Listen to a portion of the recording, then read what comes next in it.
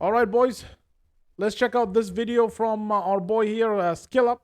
I'm already pretty obsessed with V Rising early access impressions. So many early access games, guys. So many early access games, boys. It's insane. So many. Why don't you? I don't know. I'm starting to hate on early access. Honestly, you can skip the intro. Yeah. All right. We'll watch it after this, man. All right. Let's go. Everyday earbuds. Stick around to hear more about them. Right on, my dudes. Special offer they're making available through my channel. Okay. Ugh, another early access survival game. Don't see 12 of those get released Exactly. every day.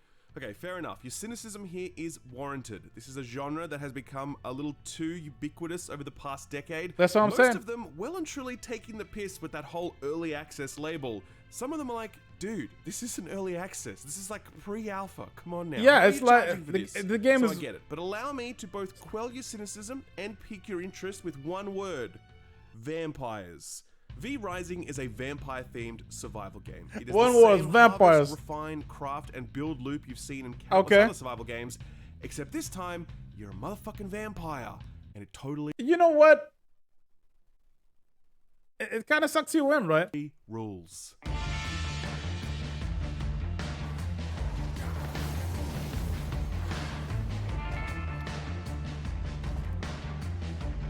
Okay. Honestly, let me tell you, man, I watched the trailer. It looks too good to be true. Okay? It looks too good to be true in the trailer, man. Honestly, it does. It looks too good to be true. True story, I started playing this game 3 days ago during the pre-release closed testing window, and in that time, I've put just over 20 hours into it, and I had to do IRL stuff during those 3 days. Otherwise, I would have dumped a hell of a lot more time into it. I've had such a blast Addictive, with this, huh? absolutely loved Okay. almost every second of it, and just found myself so pumped for both the early access release, which kicks off later today, as well as the 1.0 release whenever that eventually happens. Yeah, it's like Let top me put it seller this in way, I've not Steam had right this now, much boys. fun with a survival game since Valheim last year. Yeah. I don't play that many survival games, but I By the way, Valheim is still in early access. All that money, all that time, still in early access. do dabble in them and often find myself bouncing off them pretty fast because they're either too janky or too grindy or the combat sucks or whatever. There's a lot of issues with the survival genre. Survival genre is amazing because it speaks to our fundamental kind of human behavior that we want to survive and thrive and build ourselves a home. And this is like humans. This is what humans do, man. They work, they do things, they create, they build, and they make themselves a home, and they try to make it better. That's what we do. That's life. That's civilization, boys. It's like that's why we like to play these games, man.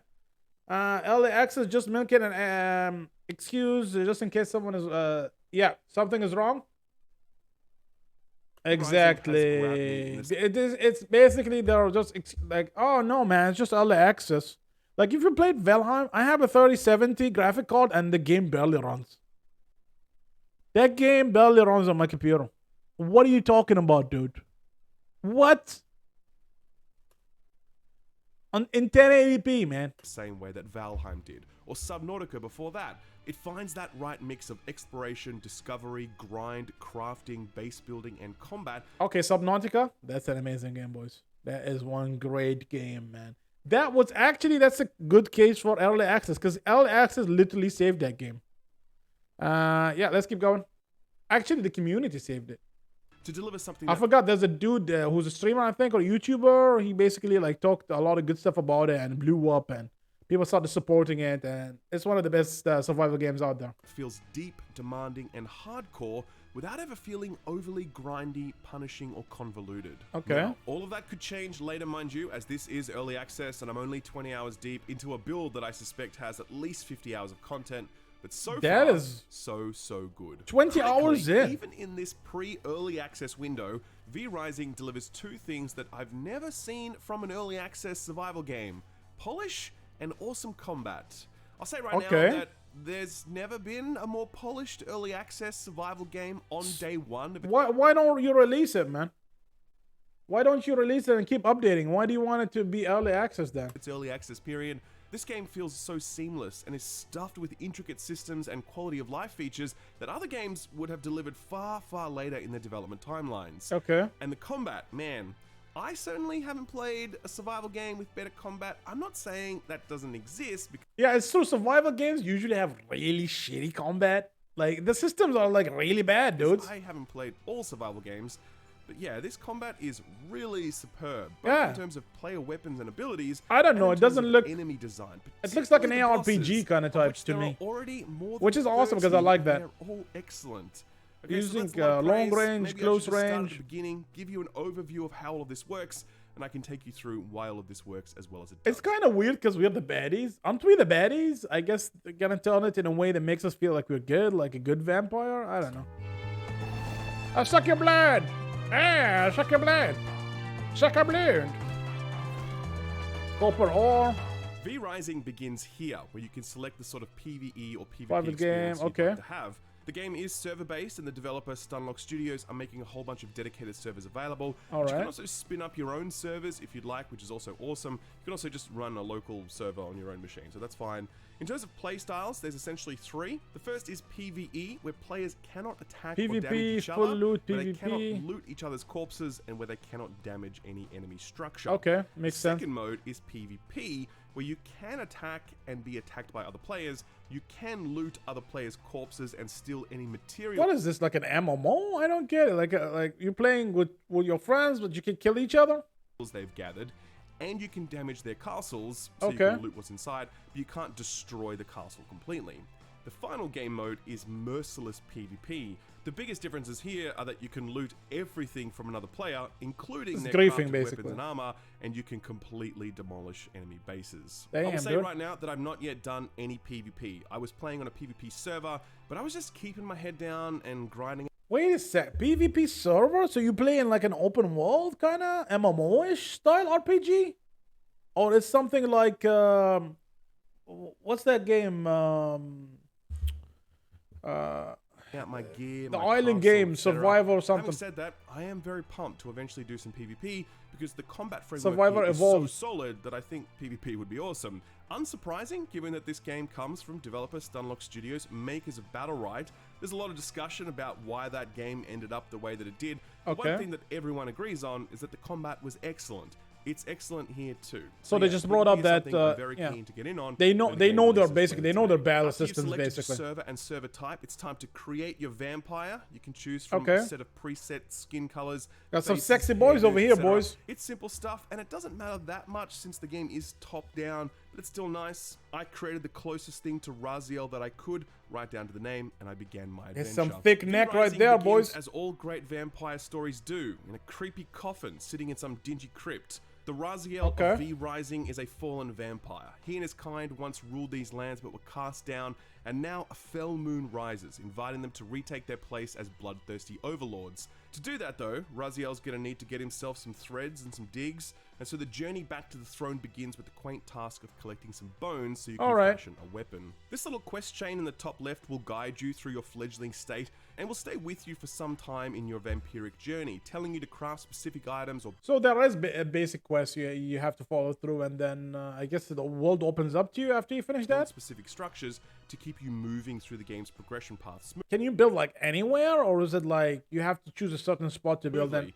This is one of those quality of life things that I mentioned earlier. A lot of other survival games kind of just dump you onto the map and wish you all the best, but V-Rising has put a lot of work into user experience. Okay, so that's- you're never gonna that's- find I yourself like that. confused about what to do in I order mean, it to depends on the game. Like, imagine you jump into Minecraft and they're like, go do this and do that, and then like, okay. I mean, it probably would help a lot of people to play. advance your character or your crafting trees. Immediately, V-Rising feels extremely snappy and responsive, and that's me saying that, who is playing on a US server from Australia with 244 ms. Movement is handled Okay. with WASD, Interesting. and your mouse controls where your character is facing. So you have to play online on this game, or what? Camera is controlled by holding down the right mouse button and rotating it. You can zoom in for a more immersive perspective or zoom right out for Because I usually play my games single player. I'm not into a better that. view of the battlefield. Your character feels great to control. They have a dash on the spacebar that will phase them forward for even more mobility. Your attacks, be they melee or with a weapon, are based on a 3-hit combo, so you immediately start falling into a rhythm of trying to push out a full combo before dashing to safety. avoiding Okay. enemy swing timers, charged attacks, and AoE telegraphs. You have a ranged spell attack, which has a wind-up cast time, and it's a skill shot requiring you to precisely Yo, target. Flimsy, man, what's and up? you have a sort of parry spell that will damage and knock back any enemy who hits you while that spell is active. All right, so you got It's just the okay, very parry beginning, by the spell. way, and combat becomes vastly more interesting and intricate very soon. One thing I will say though is that there's no controller support at this point, and no word yet on if it's No coming, controller so support. Okay, watch so this it's space, I guess, if purely you're someone that keyboard needs and a mouse. controller. When you get outside and arrive at the forested starting zone, your first thought is, oh, this is lovely. Beautiful green trees, running water, native wildlife running around, the warm sun shining. Hey, what's that smell? Oh shit! It's my skin! Okay. I'm a vampire, I can't be in the sun, oh my god, help Oh. me! Much like a What? gamer, the sun is no friend of vampires. You can survive its rays for a few seconds, and as you do, an on-screen effect warns you that you're overdosing on vitamin D. Ignore the warnings, and you'll start to take a Too much heap of D, baby. damage really fast. Too much The way you vitamin D, avoid boys. this charred fate is by 1, traveling at night, duh, and 2, if you're going to travel during the day, then stick to the shadows. The shadows cast by trees, rocks, and structures all I mean, work this makes sense, right? Because the moon is basically like the sun, right? So any kind of amount of sun rays is gonna kill you. I mean, starlight is gonna kill you too. You know what I mean? It makes sense. What is this game? This is V Rising, myself.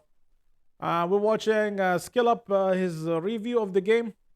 I'm really interested in the game, so I thought I'll check it out. I'll check out the fine. review. So traveling during the day becomes this. Well, sort of Skill Up is an mini-game awesome, where you awesome race channel. from Make sure to shadow check him out. shadow, It's hoping awesome. that you haven't I'll watch misjudged him the all the time. distance. Spoiler: you will absolutely misjudge the distance. Like he's basically one of the two channels that I watch for reviews: Skill Up and ACG. Or you'll stand in a shadow and open your menu only for the shadow to disappear because the sun Okay. moves really fast in this game. That's always a fun time. You dead. Run, boy. Okay, there's a shadow right there. All right, there With you a go. few weapons and some armor under your belt, it's time to begin building the seat of your power. The castle yeah. heart allows you to build things around it, so this isn't the sort of game where you can build multiple bases, such as in Valheim, though the game does hint that you'll be able to have multiple castles later Okay, on. so For now, you're you gonna laid have out- to start off with a heart, and then from that heart, you just expand away with it. Me too. Watch all his videos. Yeah, he's really good. Yeah, he's really good, right? Dodge. some borders, Switch and dodge. build some walls, and put down this blue torch thing, which covers an area in shadow, so you don't need to worry about the sun while you don't have a roof over your base. Much I like the him combat- for old video, old like games as well. I like Mandalorian game. Mandalorian gaming is awesome. I like Civ 11. I like this guy ACG. A bunch of Building makes YouTubers an actually. extremely All of good them are first pretty impression. awesome. If you played any I game trust this guy a purely, lot. You'd know that it's typically all He, kinds he of doesn't janky he doesn't bullshit you. Like the game is bad. He just literally he put it in the title. I didn't like this game. stuff not snapping together properly, terrain. So in here he said I'm already pretty obsessed with it. Maybe he likes it. If he doesn't like it, even if it's a super popular game, he was like I didn't like this game at all. Something like that. blocking off stuff when it shouldn't, visual defects, the works. Not so here in V Rising. To quote the Todd, it just works. A hell of a lot better than Oh, it did in just Fallout works. 4, in fact. The downside to that reliable functionality is that it's a lot less flexible than in many other survival games. Valheim is a great example, which allowed you to raise and lower terrain or combine very specific True. modular pieces of construction. However, I you never please, seen a just let circular people build, build actually, in Valheim. basically whatever they could imagine. It's much more limited and prescribed here in V Rising. For example, you don't build roofs. They are automatically built on top of an area once you Okay. have 4 walls and a floor. You also can't build multi-level structures. You sort of can if you Can you even build see up the a roof? hillside, but if you want to build a room on top of another room, then no, that's not possible. So yeah, it's far less flexible okay. than comparable So you can offerings, build rooms but on it's top of also rooms, okay. far more polished and user-friendly than you've come to expect from I the love survival building in genre. Valheim. Once the basics of your base are in Oh, place, yeah. you'll start to notice that you've hit a bit of a Oh yeah, I'll play with you, man. Your buildings are awesome, dude. But you need a lot of wood, man. You need a lot of wood. That's what she said. progression wall Alright. with nothing new to build or craft. This is where Stunlock begin pushing you out of the nest, forcing you to both explore the world and hunt those unfortunate enough to live within it. Wait, Exploration what? wall with nothing new to. Once the basics of your base are in place, you'll start Okay. to notice that you've hit a bit of a progression wall with nothing new to build or craft. This is where Stunlock begin pushing you out of the nest, forcing you to both Alright. explore the world and hunt those unfortunate Gotta get enough out to there, live man. within it. Exploration is one of the key mechanics and motivators within the survival genre, and I think it's actually one of V Rising's weaker components. You know, that's something that makes or break a survival game. If you don't get out there, if you don't try to go you need reasons to get out there, and you need reasons to build the things that you're building, right? You need a reason to build your armor, to make yourself stronger, bigger, powerful, whatever. And you need a reason for that. It's like a lot of people who play like building games, like let's take Minecraft for an example. They play the game, they get what they do is they rush, they go pick up, they get all the ultimate weapons, all the good stuff, and they just like they quit. They quit the map, they quit the server, they quit the game because they don't give themselves reasons to build. It depends on the game, right? If it's an open world game, like it's all about building. I don't think this game is all about building. I think this game is all about fighting, actually, because the building components so far, the way he's talking about it, it's not about that. But like a game like Minecraft, where you can build like your imagination, whatever your reaches like you need reasons to do that, right? You need reasons to build a building. You need something for it. When you get better axes, you can cut better trees and build bigger mansions. The world is not procedurally generated, and it's essentially All right, I didn't get that far into Valheim. large zones all broken up by I feel Valheim needs like a zone. Like I need to get into like a vibe, like and just like go and play it for hours and days and stuff like that. different topographic and geographic elements. Small forests, hills, rivers, canyons, etc. So basically if you're a wolf, you can walk in the sun. He's walking in the sun right now, right? Time running from your base to a certain location, and that is rarely pleasant since the Oh no, network there of you go. He's roads getting and damaged. obstacles feels quite counterintuitive. So you have to keep bringing I guess up your he's just map, and faster. that's kind of hard to do during the daytime since you're also jumping between shadows and avoiding patrols, and the shadows keep moving, and you're on fire all the time. It's a lot. All right, just For get a out game in that the has night, really man. nailed so many quality of life features already, and that feels so pleasant to play. The process of moving around this world definitely feels like an area where there's still plenty of room for improvement. Okay. More generally though, the world itself is less interesting to explore and move through than what the survival genre is typically capable of. All A lot right. of those games exist in first-person perspective, and so they're much more able to achieve a sense of scale. Valheim's procedural generation and visual design managed to produce some truly yeah. Looks awe-inspiring awesome. natural vistas that felt like they were made just for you. V Rising's It was just made for me. limits that potential for scale. Its static world reduces that sense of unexpected discovery, and the landmarks you do chance upon aren't particularly remarkable. I've seen a few biomes now, the start area. Honestly, everything looks the same so far, dudes. Find wolf dens and farmsteads and bandit camps and graveyards. It all looks nice, but I never arrived at any of it and thought, whoa, this looks That looks really different, cool. yeah. It all just exists as functional space to be I mean, things don't have to look different to be interesting. Like, let's say, if you guys ever played Bloodborne, Bloodborne has almost the same aesthetics everywhere, but it pops. It's awesome, right? It's just like the detail into that aesthetic is what changes and what makes it awesome. You want to be there. You do live that Lovecraftian kind of vision. And if you're a vampire, you want to live that Castlevania kind of feel, right? I mean, that's the typical stuff. You could come up with some other ideas as well. harvested rather than artistic space to be discovered and absorbed. The What is a man? thrill of wandering through unknown landscapes to chance upon some spectacular sight, V Rising is all but absent that, at least so far. Okay. While we're on the topic, I'll make the point that even though the game maintains a fairly simple aesthetic, it doesn't run super well. I'm playing on an RTX 2080 Ti at 1440p. I was averaging maybe 30 to 40 FPS ish, but I definitely noticed the frame rate would drop significantly as my base became more developed. I do wonder how the game will handle. That's the thing about a lot of games. I don't get it with the modern engines and the accessibility and ease of making video games. Ease in a way. No, I'm not talking about ease in making AAA games with animation and with like capturing frames and movement and all that stuff. But if you get a ready-made engine already, and what you do is you make your graphics, you make your pieces, you put them together. I get it. It's a huge complexity, but you think it would be easier to smooth those problems out. But that's PC for you, because this is a million different kind of processors with different kind of graphic cards, a million kind of A fully setups. built and decorated castle, because right now things are already looking a little shaky. During combat though, I gotta say that it holds up really well, quite a consistent frame rate, even though it won't get near that 60 FPS threshold that most of us accept as a given at this point. Okay. This is early access, and it's certainly more than playable, but there's clearly some optimization work still to be done here. Anyway, back to exploration. V Rising isn't a game where progress is made just by chopping down a few million trees. Progress here comes from raiding nearby settlements, I'm thinking I need some kind of like a Like when I sit up straight in the chair, I sit up like this. This chair doesn't go all the way to my back. If I want to sit straight, I feel like I'm sitting like an alien, like I'm like an alien. Let me see. Is this the maximum? Oh shit! All right, it goes backwards, but I think this is the maximum frontage. All right, let's go. Pillaging their stores of supplies and sucking the life force out of their commanders. It's so fucking cool. I love it. Certain buildings You or love items sucking you need to the life craft force may contain out of items you can't yet make. Say cloth, for example. So in that instance, you'll need to go to a nearby bandit cave, kill a bunch of fools, and relieve them of their cloth. Later on, you'll be able to craft cloth, but to get to that point, you have to take a bunch of it first. That's the rhythm that V-Rising forces you into, and it so neatly folds into that day-night cycle. The day is typically spent at your base, harvesting resources, crafting, building, planning, scheming. When night falls, it's raiding time, and you and your buddies strike out under. So what do what do you do at night, man?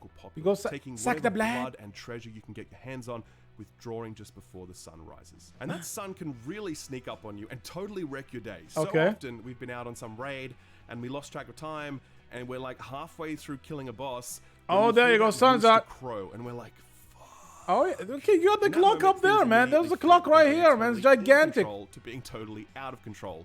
A moment ago, we were the hunters, but now we are the hunted, desperately seeking for the safety of the shadows as we're pursued by the same villagers we were just about to feast on a moment ago. Like I said, I love it. It's so good. The commanders I spoke about earlier are kind of the most interesting part. Oh yeah, you got caves though. Unlock some new structure or new ability or both, and the showdowns with these bosses are crazy. The first few are pretty simple, like a wolf, a frost archer, very reminiscent. Honestly, from the trailer, I didn't expect this kind of game. Now that I watched the review, I'm less intrigued. I don't know how to explain this. I'm less intrigued. Of Ash, pretty easy stuff. Later on, though, you're facing off against pyromaniacs and wielding liches and dryads and so many more. Each of them have their own suite of abilities, their own attack. Don't like the controls? Graphs, phases. Like each boss has new attacks that kick in at different health levels. So I've killed like around 8 of the available 37 bosses. Okay, that's good. One of them has impressed me with how tightly designed they've been. Okay, good bosses is a mark of a good game. All right, good combat, good bosses. That's really good. All right.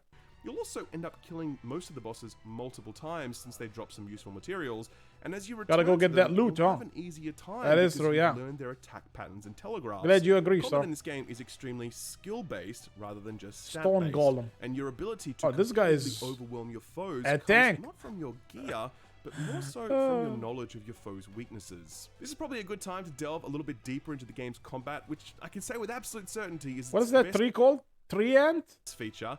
And its defining feature in the survival landscape.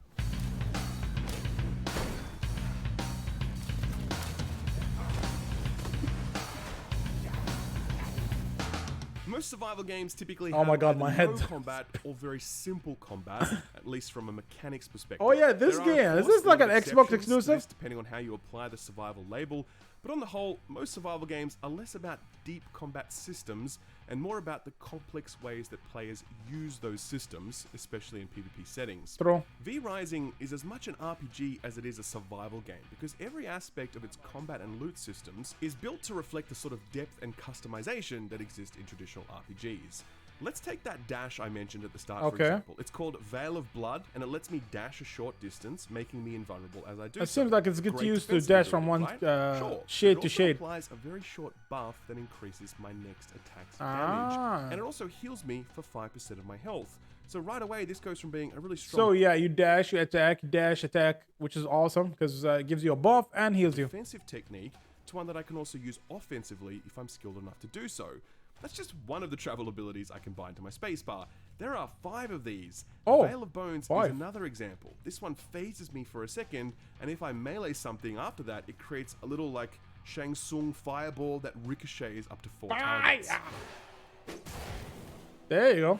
What about Veil of Chaos? This one can be cast twice. It leaves behind a phantom of me, and those phantoms will explode to deal damage in the area. So that's 3 of the 5 abilities that can be bound to my spacebar. Interesting. Then there's the castable abilities. Yeah, it seems like from the battle system that I'm seeing here, it's like it's more complex than Shadow Bolt, which You'd I mentioned think, right? earlier, is a bit of a go-to. These guys are And I not like also 1, use 2, Chaos 3 Volley, hit which fires 2 projectiles that combo each kind deal of damage enemies. in a small area. If I'm running in a group, I'll often run Blood Rage, which shields my party members while also increasing their attack speed for a small window. Okay.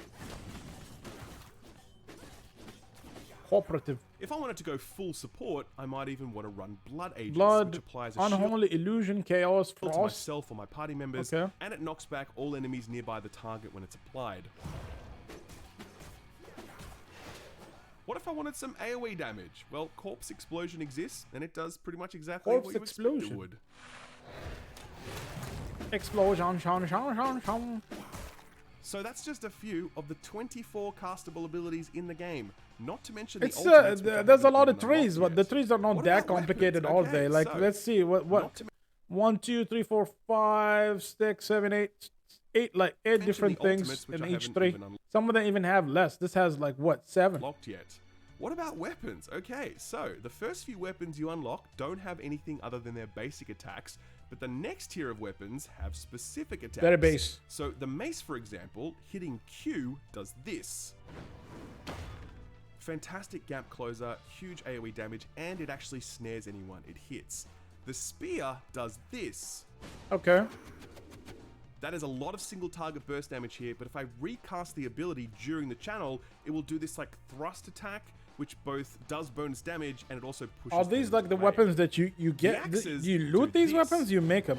Seems like you make them. Another great. That's a gap pretty closer yeah. and That's a provides big temporary AOE. attack That's good damage for and speed multiple buff weapon up. enemies. I mean. So not only do you have weapons with different animations and attack patterns and unique abilities attached to those weapons, but you also have bonus effects and mechanics built into each of those abilities. Yeah, it seems like providing use the such right a weapon for the massive right skill type ceiling of when you enemy. Finally understand how to use all of these weapons and abilities correctly.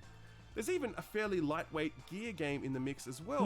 The items I choose to wear have different set bonuses on them, like 4 gear bonus health and levels. damage. The rings I Leather choose to copper wear allow me to agnats. focus on spell casting versus Right, you need to physical repair damage them as versus well, huh? survivability. And the cloak I craft increases resistance Because they have to things like durability. sunshine. Very helpful, by the way. To cap all of this off, there's a very innovative and very interesting blood system. So you're a vampire, which means you need blood. Surprise, surprise. Not all blood is the suck at a same, though, blade. and not all blood is made equal. When I consume blood, I take on the character. What are you talking about? What are you blood racist now? So you got mud bloods or what's happening, man? What do you mean no blood is all made equal? Characteristics of whatever I've consumed. So right now I Oh, you get the you take the characteristic. Okay. have the rogue blood, which gives me stuff like increased crit chance, Interesting. movement speed, etc. But I got that from a really low-level enemy, so it's just giving me tier 1 benefits. If I got one from a really powerful rogue enemy, I'd be getting this huge boost to my stats, and that's going to make me a hell of a lot more lethal. You need to suck that Similarly, premium this is blood. me chugging down some bear blood, which gives me the creature buff, increasing my speed, my resistance to sun, my health, and my health regen. Really great all-round survivability buff, but again, Nice. I'm only getting tier 1 benefit It's here good for since this is also exploration. low-level bear. That blood doesn't last forever, by the way. It slowly depletes with time, and I also consume it to heal myself. So I'm always on the hunt to both satiate that eternal thirst and to keep myself as buffed as I can possibly be based Suck the on the blood. sort of build that I'm going for. So just think about how much preparation goes into something like a boss hunt or a PvP skirmish. Okay. You and your mates would all be using a mix of different weapons, different gear sets. Different You'd all loot. have different abilities so you can buff or protect each other. You'd go hunting for some high-level blood to make sure you're topped off. Gotta And then get that you'd good wait blood. for nightfall so that you can do your thing without the sun spoiling your fun. That's a lot of flexibility, All right, customization, all right, I see, synergy, I and see. roleplay in a genre that Interesting. typically doesn't serve up a lot of that. I really. What about horse like blood? what That's good Stunlock have stuff? done here. It's a merging of RPG and survival that I don't think we've seen before, and combined with Stunlock's awesome top-down combat, I really think this is a winning combo. All right.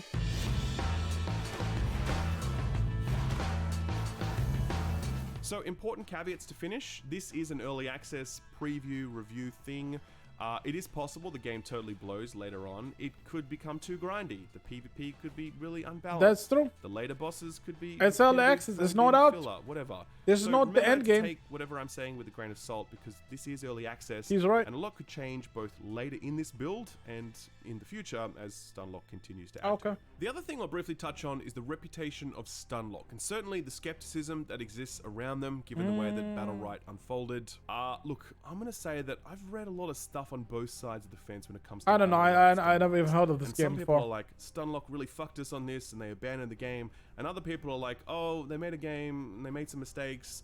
But we all make mistakes, and hey, they moved on to the next thing. That's how you because get better, whatever. man. You Now, look, try. To be honest, I don't If know you never enough try, about how all you that get because better? I was never close to battle rights, so I can't say you shouldn't trust Stunlock. But nor am I saying, hey guys, you should totally trust them.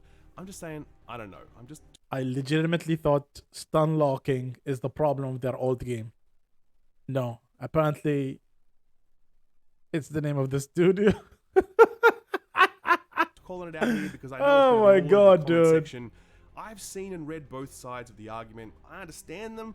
Neither of them leave me convinced that Stunlock is the devil incarnate or that they're completely blameless. It just seems like a very messy situation. Hey, man, I people will get say better, that man. In general, I'm a fan of giving people, studios, whatever. I feel people who make games, especially small studios and stuff, they're very passionate into gaming and the things that they do. And yeah, man, I trust them a lot more than corporate mega chance, companies. so long as there's the right intentions. So But far, you know, I'm seeing good trust only intentions so here. far. There's no pay-to-win microtransactions, just some cosmetic DLC you can buy if you want. They're doing early access first, test. But this is what I hate about. This is what I hate about early access. How you have DLC on your game and it's still early access? How is that allowed? Steam. How is platforms that allow this? How is this allowed? How are you selling DLC in a game that's not even? It's not even. Oh my god, my brain's gonna explode. Refine it. They've already had 3 betas. This is one of the most polished day 1 early access games I've ever played. A huge achievement in and of itself, but especially so in the survival genre, which is perhaps the worst abuser of the. And you see how he's like he brushed it off casually because people got so used to this. Oh, you want to look good in the game? Pay us money. Pay extra money for the game that you just bought to make you to look better on it. What? What the fuck is that, man? Get out of here, dude. There's no way I'll give. No way. No. I paid for the game. Why can't I get these pieces? Like if you say, oh, you can unlock it in the game, but it's hard to get. Fine. All right, but it's not about even hard to get. It should be like part of the game, but you unlock it quickly this way. All right, but you don't tell me like, oh, just go. Oh, yeah, you want to look good? Just buy it. What? Get out of here. We got so. It's after a while everybody got so used to all these microtransactions, man. Man. That early access label. I'm seeing dedicated servers, local server options, PvE, PvP, merciless PvP. It looks really nice. It doesn't run super well, but nor is it like terrible. From a design perspective, it feels super polished with systems and quality of life features that make this feel more like a release candidate than an early access build. So why didn't There's they release it then? bosses in there. I've killed like 8 of them in 20 hours. Admittedly, I am taking things very slow, but still, that's a lot of stuff. Top to bottom, almost the whole package really sings. And unless I'm missing something, I expect this will be a pretty big deal. The dudes I were playing with, Expect it to be. It's a huge deal, man. This game is gigantic, man. I think Stunlock are onto something here, and I'm really looking forward to putting many more hours into it, both during early access. I love how they just like, what are we gonna call this game? Vampire Rising? No, it's their Vampire Horizon. No, it's already Vampire. Is nope, it's taken. Nope. V Rising. Nash. When it ships 1.0, whenever that is. There you go. There you go, V Right Rising. now, I'm low-key obsessed with The Expanse. So much so that I've started reading the books. Expanse? That's kind of a lie, though, since I'm actually All right, let me listening to link the video. audiobooks, which are great, by the way. And when I do that, I'm always listening to them through my Raycon wireless earbuds. I've been using Raycons for over 2 years now, and I've always loved them. They've always felt super comfortable, sounded great, and had awesome battery life. Okay. Generally speaking, when I leave the house, I'm like, wallet, keys, phone, Raycons. For real, they're just kind of part of my routine at this point. Actually, I'm Pretty quite crazy for a surprised set of how. earbuds that are Right, like yeah, half you price gotta have of some every ads in other set of there. earbuds You on make the that market money. today. Raycon's newest model, the everyday earbuds, are their best ones yet, with 32 hours of battery life, 8 hours of playtime, a built-in microphone for phone calls, seamless Bluetooth pairing, more base, 5 different color options, and a range of custom gel tips for both comfort and to ensure. I hear that they're really bassy though. I watched a review about them. If you think like super bassy stuff is bad, giant Dumbo-sized ears, then most other earbuds will just fall out. got But Raycon's Dumbo-sized got a really ears. nice shape that sits snugly, so they just never drop out. I love that. I'm not the only one who loves them, by the way. Raycons have over 50,000 5-star reviews, and best of all, let's give him a Raycons come like. with free shipping and a 30-day return policy, so you don't have to take my word for it. Just try them for yourself, and if you aren't happy with them, you can get your money back. There, man. To get 15% off your order, visit buyraycon.com/skillup. I think it depends on what kind of music you like. For sponsoring the video, and thank you for watching it. All right, that's good. There you go, guys. Check it out. I'll link the video. Go give him a like if you watch it with me. Check him out, man. If you don't follow Skill Up, what you're doing? This is like he's probably one of the best reviewers in the whole genre. He's awesome.